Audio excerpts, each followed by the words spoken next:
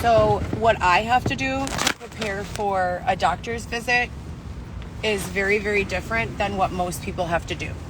I, as you guys all know who have been following since the Dylan bullshit, I have been updating my own physician as well as numerous area hospitals, Northwestern, Del Nor, my private care team, and there are at least 2 separate locations where the information is housed.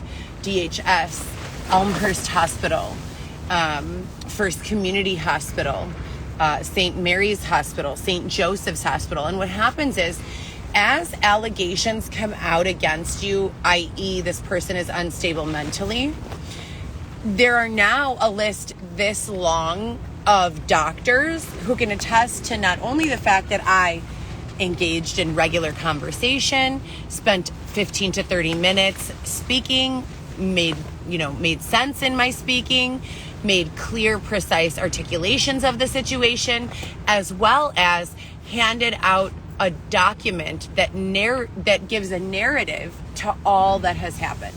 So I'm telling them, look, you guys, beginning in this year, I began to be robbed. I was bludgeoned in this year. I was stabbed in this year. It's my opinion that it all surrounds the release of my, at that time, husband, Dylan Smith, Y12173 from the IDOC. Everything that's taken place from there has been incredibly corrupt. I've called the parole offices. They haven't been able to help. I've called and gone to 555 West Harrison along with the Daily Center. I've done so on a live stream, meaning on Instagram Live, on YouTube Live, on TikTok Live, on Twitch, on any number of various platforms, Discord, on voice memos. I've made podcasts. I've taken photos and videos. So for 4 years, nothing has changed. For 4 years, nothing has changed in the way of my strategy for disproving the false, slanderous, and libelous rhetoric that has been continually pushed. Sorry, strategically placed windstorm when I'm making sense. People hate that. But yeah, so when you're dealing with a situation like this, you as the patient, as your own advocate, you have to be able to advocate for yourself. Say hi to my baby. When no one else is willing to do so for you. And it just so happens that my formal education and training is in medical law and ethics. And my informal education and training is in how to communicate. And that's marketing, sales, principles from each, principles of being heard when you are silenced, principles for getting attention to certain causes like in fundraising lessons and principles. So in the real world, there are a lot of ways to get yourself ready for situations like this. They're just not called, in any obvious name. Like, it's not like how to protect yourself in case someone is trying to steal your baby from you, or how to protect yourself in case someone has stolen your home from you and looked the other way while you were sexually human trafficked, beaten, robbed, bludgeoned, etc. and so forth, right? They don't make classes that are labeled as that.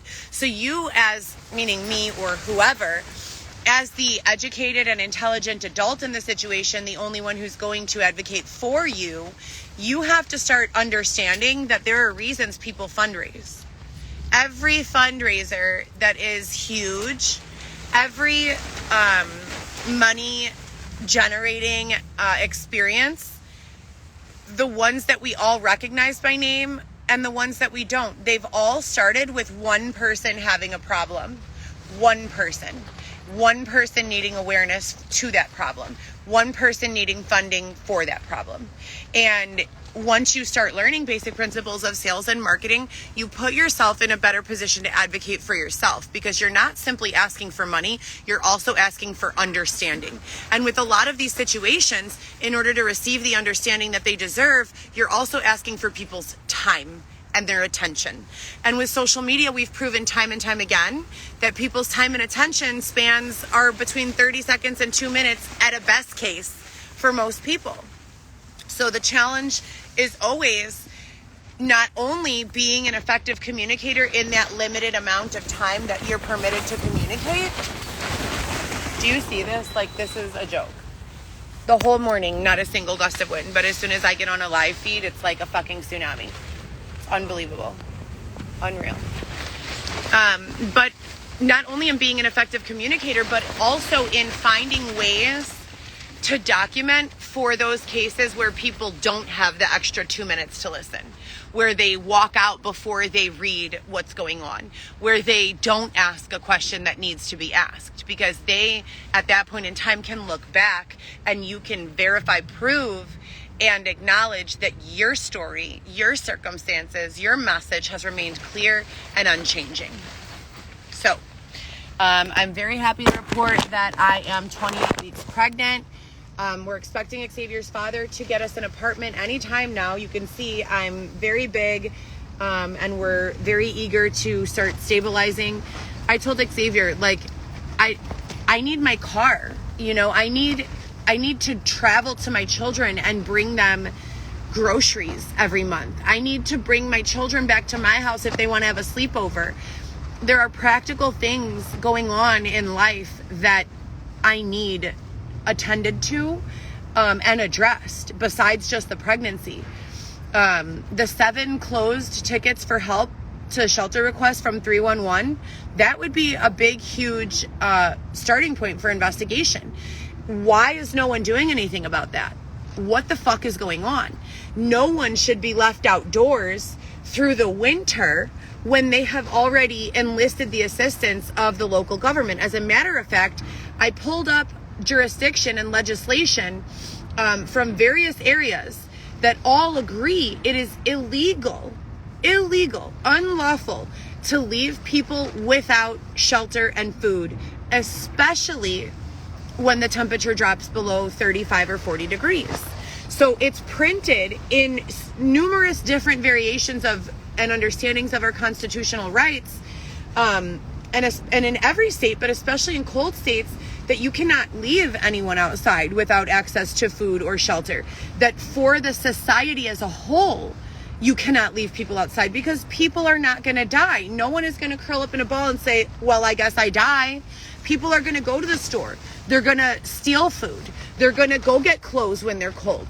They're, you know, and as they are ignored and resentment builds, they're going to strike back in various ways, you know, and we've proven that time and time again. So I'm very happy that I was able to get this appointment. I am super suspicious about it because I'm not used to, I come from a medical background. As you guys know, I worked at Northwestern for 5 to 7 years, Alexian Brothers, Gottlieb, Loyola, like all of these systems combined, more than 10 years of medical office management, both front and back end. So that's clinical medical assisting, phlebotomy, which is drawing blood, injections, diabetic management, glucometer training, diabetic medication injection and administration training. I've worked for specialists ranging in fields from endocrinology to neurosurgery to gastroenterology to dermatology to primary care, and everything in between. Interventional cardiology. That was the first physician I ever worked with who taught me how to, the sterile procedure for scrubbing into a surgery.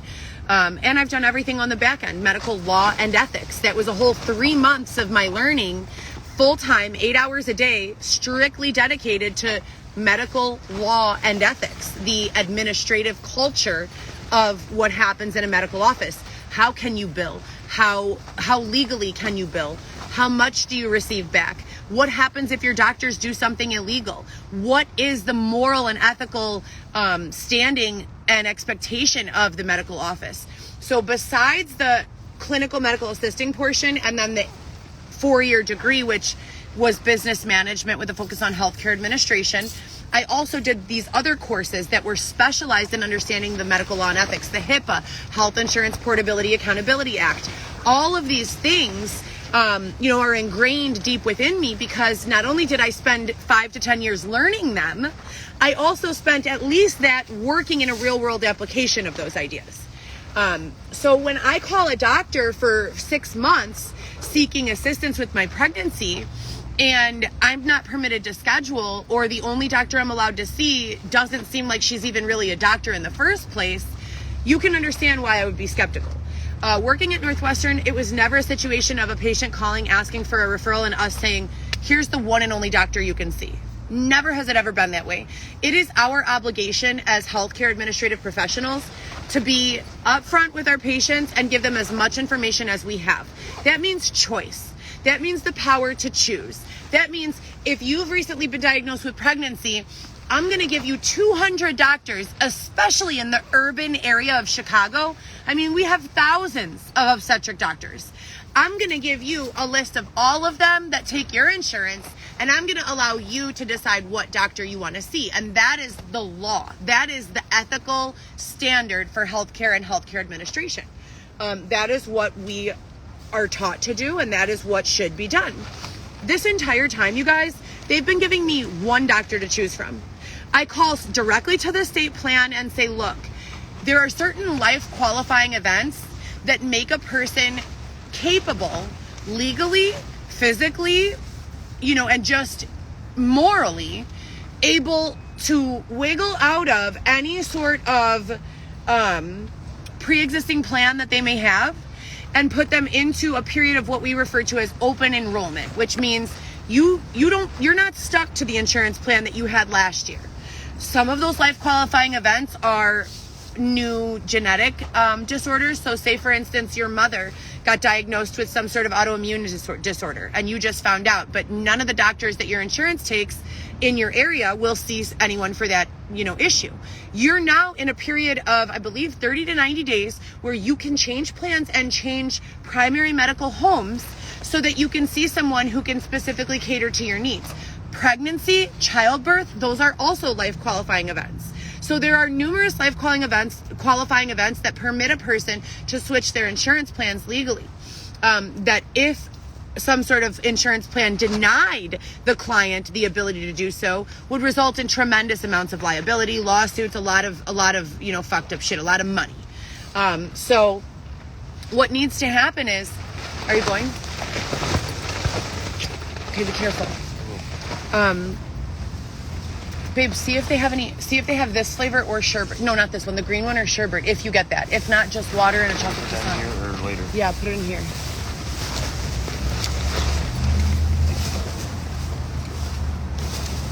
Thank you. Okay, and all of this too, please. Hand it back to me. Let me get rid of all this.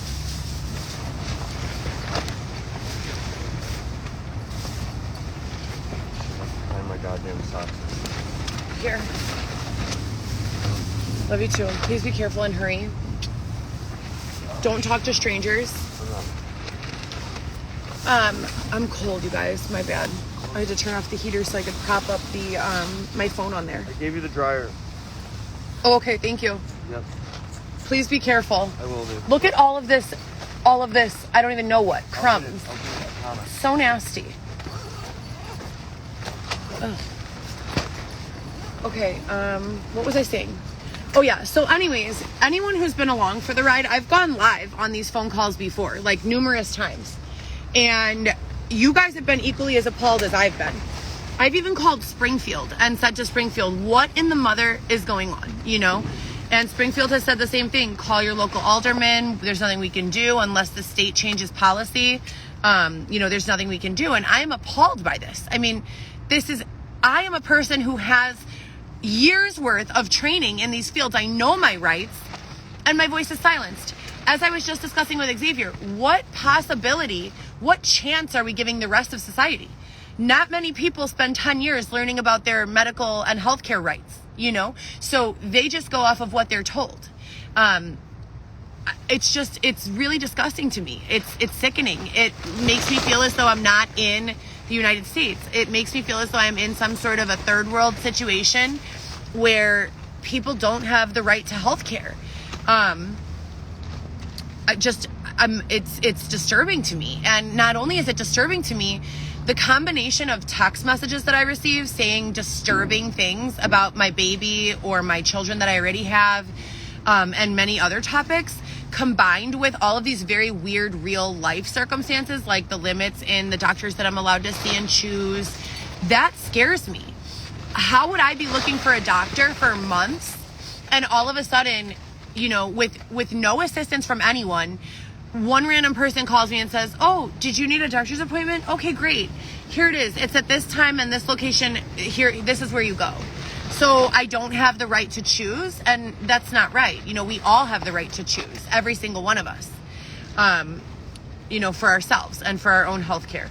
So I didn't want to accept the appointment because, as I said before, I can't find much research about this doctor.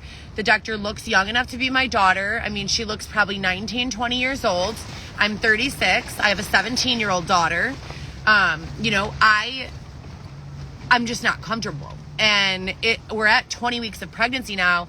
I know my baby's healthy. I've ordered all my own stuff. So I have a primary care physician. He's an awesome person and care team. He has multiple people who work with him. I believe it's up to 10 now and 2 locations. So I continue to work with him, and he's aware as well that there's been these intrusions. And I send him updates. This is who I called today for medical care. This is what I was told. I've been oppressed out of this opportunity, etc., and so forth. And just having all of this documented in so many places, that's what keeps me alive. That's what keeps these cases alive, and that's what keeps hope alive. In addition to that, the young age of this woman, I'm also a little bothered by the fact that they called me the day before Thanksgiving, and I've been looking for a doctor for many months now, many months.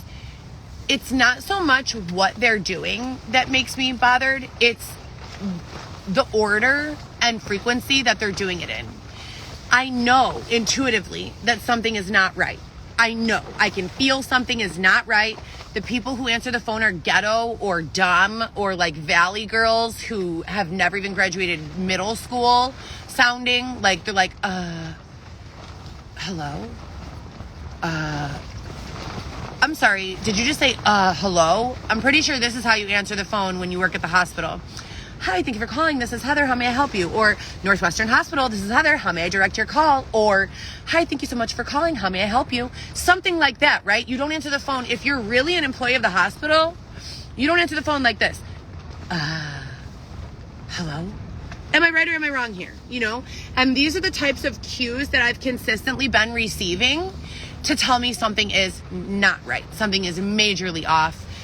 And it's very bothersome that I continue to involve law enforcement at every angle, from a local jurisdiction. So I'm talking like 18th district, and up higher to the entire city of Chicago. I walk out to see my children in Portage Park and O'Hare all the time, Rosemont, Harwood Heights. I have personal relationships and experience with many of those officers, yet those officers are not speaking to that personal experience. Those officers are saying, we know she's not crazy, we know something's going on, and then just dropping the buck. Well, if you know that I'm not crazy and you know that something's going on, why are you not escalating it a step up? And if they are we not having possible problems with government jurisdictions and authorities moving up the chain? I've begun recently connecting with a lot of aldermen from Chicago's north and south sides because that's mainly what I deal with. As I said, I've lived as far north as Portage Park. I temporarily stayed for about a month in the Evanston area, and I've lived as far south as the South Loop. I've never really lived farther than that, but I have stayed in Airbnbs in those areas. So I get, a real idea for what life is like down there, transportation, the culture, etc., and so forth. And when I say I've stayed in an Airbnb on the south side, I mean like for a month, 4 weeks at a time. All of this is relevant because the world has not ended, so there is jurisdiction somewhere. If I can't get it where I am currently, I move around and look for it there. I know that there are aldermen in place right now. Are they real? I couldn't tell you. Are they the same aldermen as, prior to the pandemic of 2019? I really don't know. So I guess that's where I'm looking for law enforcement to formally fill in the gaps and begin communicating with me. If I can't be, acknowledged with my human right of knowing why I'm being funneled to one specific doctor and not permitted to choose my physician, we're not living in a free society that's constitutionally sound. We're living in, I don't even know where, like I said, a third world country, some sort of dictatorship. This is not the way life works in the United States, right? I'm 36 years old. I've been choosing my own doctor since I was 17. So what is going on? And that's it, you guys. I'm tired. I'm frustrated. I'm completely over energized from sitting in this fucking tent for 7 whole days. Have only been out to go potty. And then coming right back in. Xavier's father said he was going to get us an apartment, but that was a week ago. I sent him multiple listings. We've not heard a single word back, so our fingers are still crossed. As I said before, I have 7 open tickets with 311 that have all been ignored. All of these are individual lawsuits, all of them. They're all violations of civil rights, human rights, constitutional rights, morals, and ethics. Babe? Yeah. What's wrong? I was fixing the gray. Are you choking? No, I was fixing the gray. It's good now. I'm going to hurry up. I heard you on the right. No, I was going all around and fixing the gray. Please hurry and be careful. All right, I love you. I love you too. And again, if everything was okay, then guess what? I would be at home with my children right now, not sitting in a tent. So again, to this day, 4 years into this experience, law enforcement has told me absolutely nothing. They have given me absolutely no direction, no reassurance, nothing at all of the sorts. They've been compassionate at times, but basically they appear to be confused. They don't have any answers. I say to them, how is it possible that I'm not being prevented services, through 311? We don't know. How is it possible that living with someone on parole who is actively using drugs and alcohol and having a firearm in the house, how is it possible that that person was permitted to keep my house and I've been outside ever since? We don't know. Well, are you going to find out? Are you going to start looking into it? Because we're in year 4 now. We are in year 4 of this. 1, 2, 3, 4. 4 years. 4 fucking years. My vehicle has been destroyed. My home has been destroyed. And I have been separated from my children who have been in my full custody for their entire lives from the moments of their birth all the way through 2020. When am I going to get some answers? So that's what I do, you guys. I document everything everywhere. I go to as many hospitals as possible. I order my own tests through my primary care physician, meaning lab work, meaning ultrasounds, meaning anything that I need diagnostically for myself. I either go to him and explain to him and then he'll give me the order, or I simply call over the phone, and we have a long time relationship. He knows that I know my body, and he will listen to me describe the situation. Pardon me. And he will listen to me describe the situation, and then he will authorize those orders. So I've never been without medical care, but I've definitely been without consistent medical care from anyone other than my primary care physician. And that's also strategic, like I just said, going and passing out a narrative that's half a page long that has all my direct links to all of the video of the bludgeoning and my hospitalization following the bludgeoning, the video of the police report numbers that I filed when my apartment in Harwood Heights was broken into, the video of my ex ingesting nitrous oxide and saying, so what, I beat the fuck out of you. That's the one on parole. So all of that stuff is publicly posted. All of that is pivotal in understanding this case and all the cases connected to it.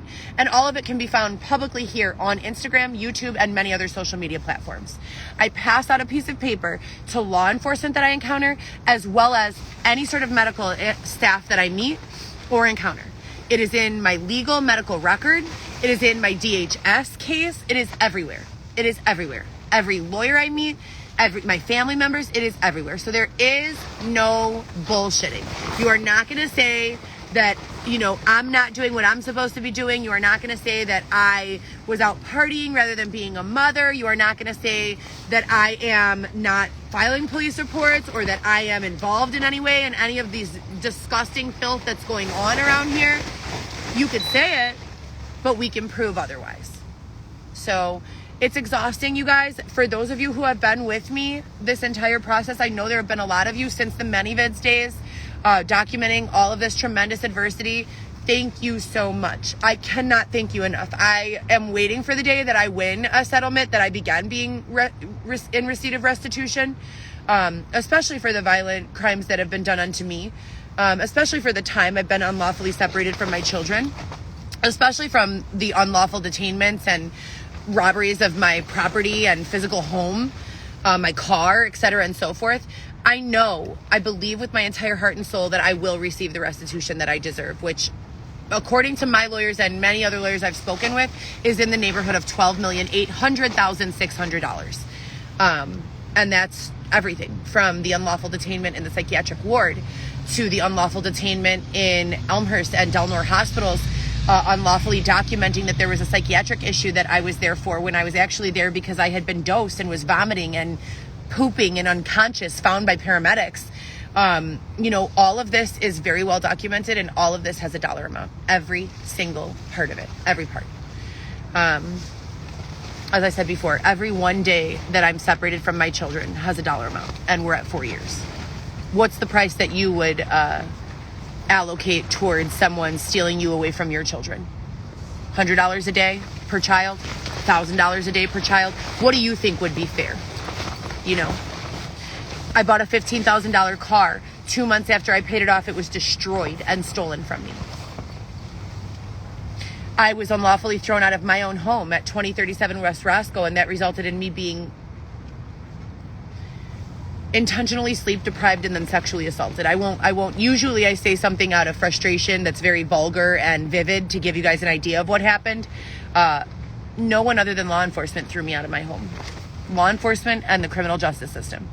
And the tape that you guys saw on One Heather GEE that has law enforcement standing outside of my home and me explaining to them what was going on, a photo of the padlock that Dylan was attempting to install in my bedroom door, and a video of him smoking nitrous oxide while on parole, freshly out of prison, clearly having a drug problem that I reported to his immediate supervisors.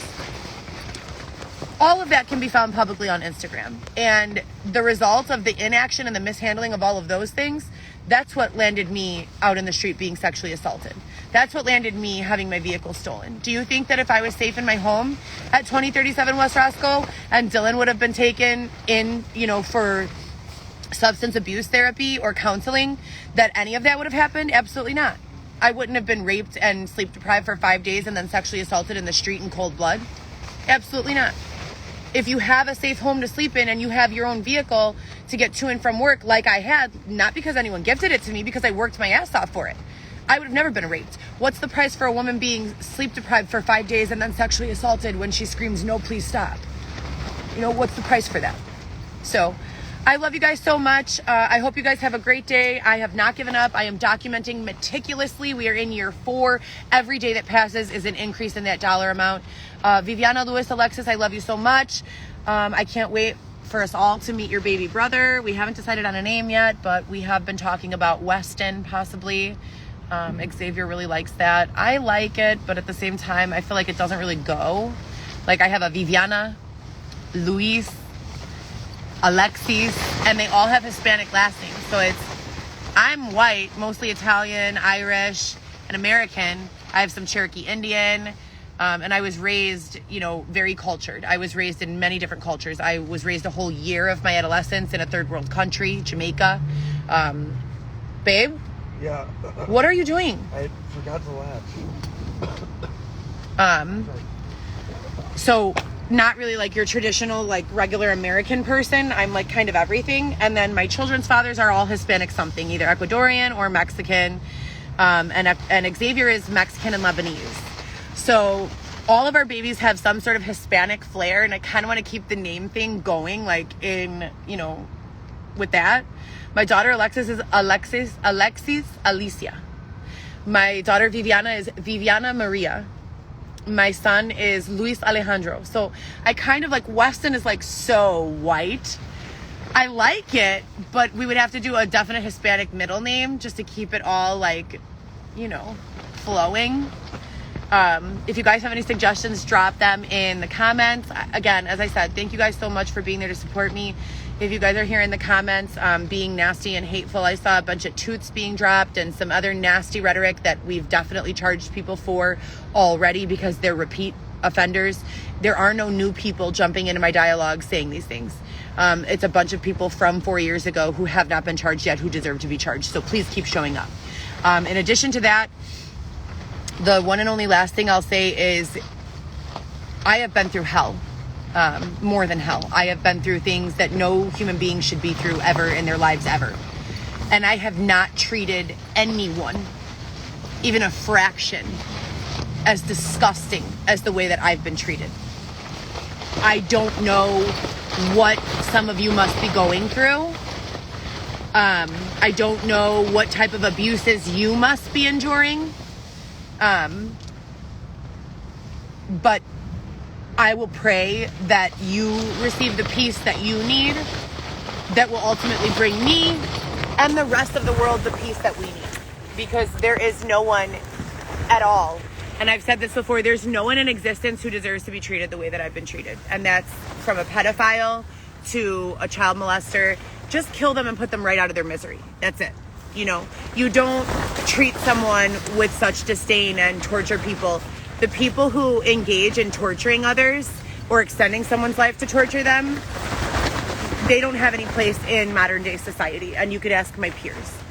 The society that we're building, the society where we all have enough, where there is no one living in lack, where there is no one going around harassing someone so that they feel sad and miserable, that's the society that I'm working towards. That's the society that my team is working towards. And that's the only society that I want to welcome into my communities, any of my social communities, any of my in-person communities, any of my communities, period. So if you're here being awful, I highly recommend you leave. All right, you guys have a great day. I'll let you know how the doctor's appointment goes. If there's any sponsors in the crowd, we recently had like 4 or 5 sponsors disappear again. I don't know what's going on. I don't know if maybe they just ran home to go get more like supplies, or I really don't know what's going on. But people have been very, very generous, and for that we're very grateful. And if you want to donate any time, money, advocacy. If you'd like to be helping making calls towards the court system and, presenting my legal name, Heather Gillespie, and saying, hey, we have questions on her behalf, please continue to feel free to do so. I very, very, very much appreciate it. Also, if someone could check on all 3 of my children, as well as Nick Albuquerque. I have not heard from my mother or my sister in nearly a year. I spoke with my father yesterday, so I think he's okay. But my main concern at this point is going to be Sam Worley, Nick Albuquerque, and obviously, as always, my children. So thank you guys again. Talk to you later.